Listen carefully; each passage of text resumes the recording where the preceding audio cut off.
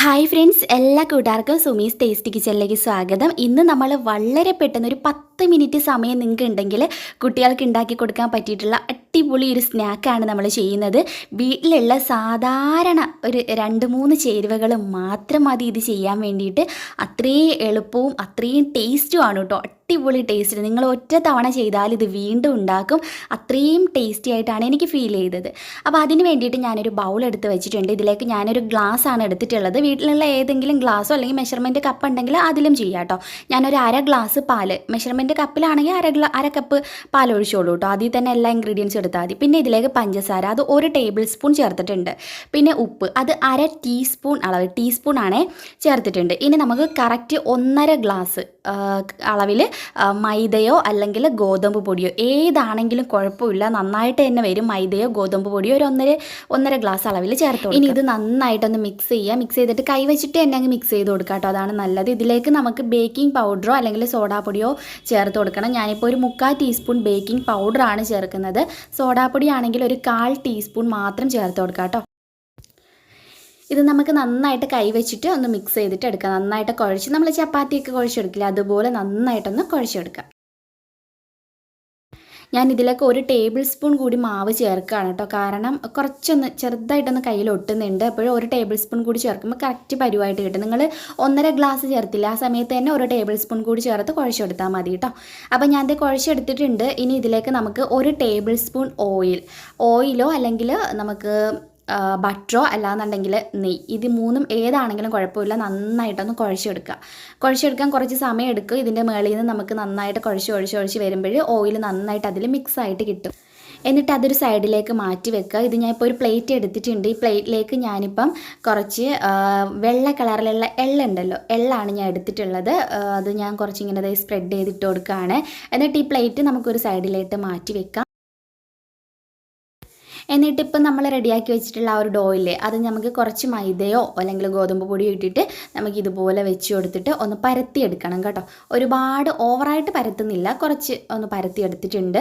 എന്നിട്ട് ഞാൻ ഈ പ്ലേറ്റിൻ്റെ മുകളിലേക്ക് ഇത് വെക്കുകയാണ്. ഒരുപാട് മാവിട്ടിട്ട് പരത്തരുത്, കാരണം ഈ എള്ള് ഇതിലേക്ക് പിടിക്കത്തില്ല. അതുകൊണ്ട് വളരെ കുറച്ച് മാവിട്ടിട്ട് പരത്തിയാൽ കേട്ടോ. ഞാൻ ഇട്ടത് കുറച്ച് കൂടിപ്പോയി, അതുകൊണ്ടാണ്.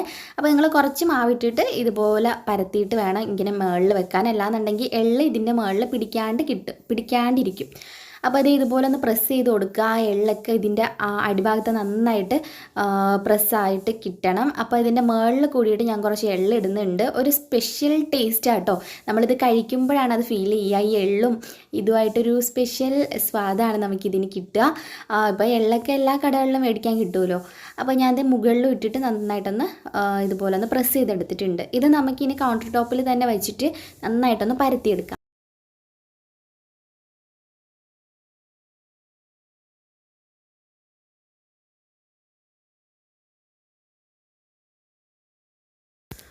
ഒരുപാട് കട്ടി കുറയ്ക്കേണ്ട. നമ്മുടെ ചപ്പാത്തിക്ക് നമ്മൾ ആ ഒരു കട്ടിയില്ലേ, അതിനൊക്കെ കുറച്ചും കൂടെ കട്ടിയുണ്ട് കേട്ടോ. അല്ലാതെ ഓവറായിട്ട് കട്ടി ആക്കരുത്, കാരണം ഇത് പൊങ്ങി വരും, നല്ല പൊങ്ങി വരും നമ്മളിത് ഫ്രൈ ചെയ്യുന്ന സമയത്ത്.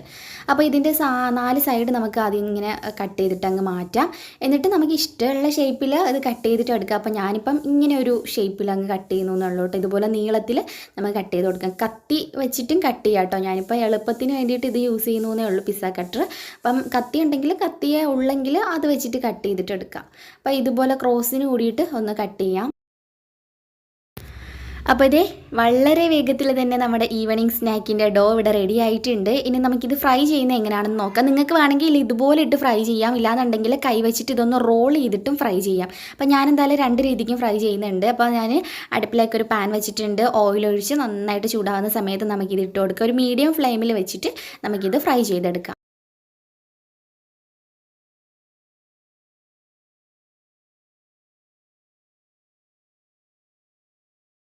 ഇതിപ്പോൾ നമ്മൾ അതേ ഷേപ്പിൽ തന്നെയാണ് ഫ്രൈ ചെയ്തിട്ടുള്ളത്. ഇതിപ്പോൾ ഞാൻ കൈ വെച്ചിട്ട്, രണ്ടാമത് ഞാൻ ചെയ്യുന്നത് കൈ വെച്ചിട്ട് ചെറുതായിട്ടൊന്ന് റോൾ ചെയ്തിട്ടിട്ടാണ് കേട്ടോ.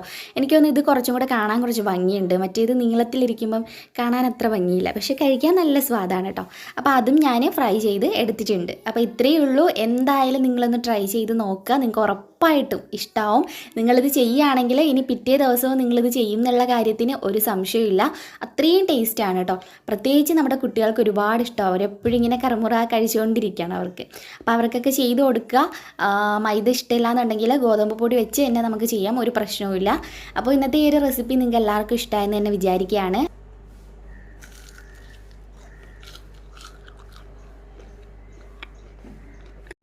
ഒന്നും പറയാനില്ല, അടിപൊളി ടേസ്റ്റ്. അപ്പോൾ എന്തായാലും നമുക്ക് സുമീസ് വ്ളോഗ് ചാനലിൽ ഇന്ന് വൈകുന്നേരം കണ്ടുമുട്ടാം. അതുവരേക്കും ബൈ ബൈ, ടേക്ക് കെയർ.